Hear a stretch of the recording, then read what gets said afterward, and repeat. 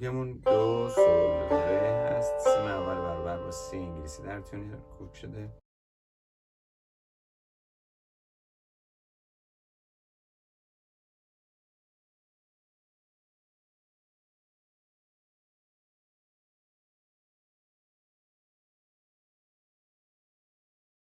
در این قطعه سی بمول و میکرون داریم.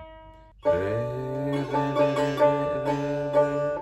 در سیم بم میزنیم سول سول سول سول سول فا. دوباره ره ره ره ره سول سول سول سول سول فا. که این ترجمه قطعه است. در طول قطعه تکرار خواهد شد.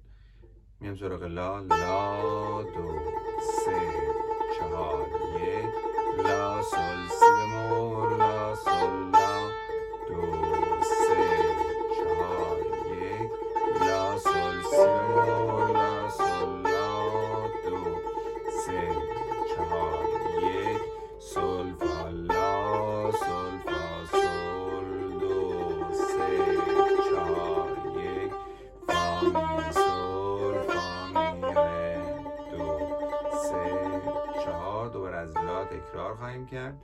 بعد میگیم سکوت سی لا سول فا سول لا سول لا سول فا لا دو سه چهار. سکوت سی لا سول فا سول لا فا سول فا می ره سکوت.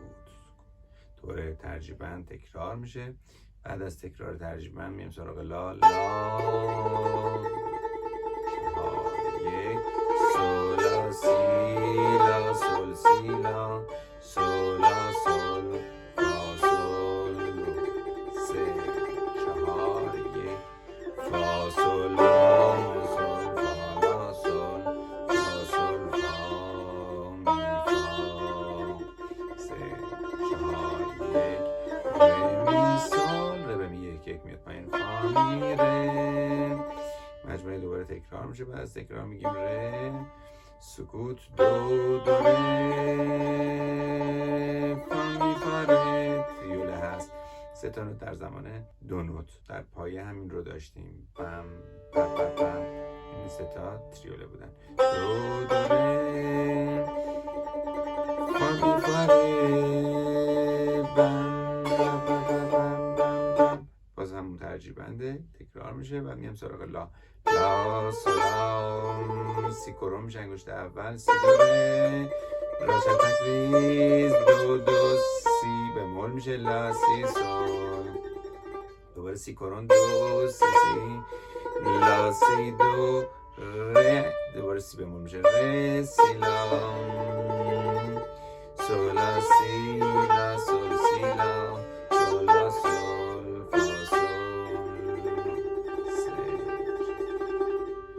فا سول لا سول فا لا سول فا سول فا می فا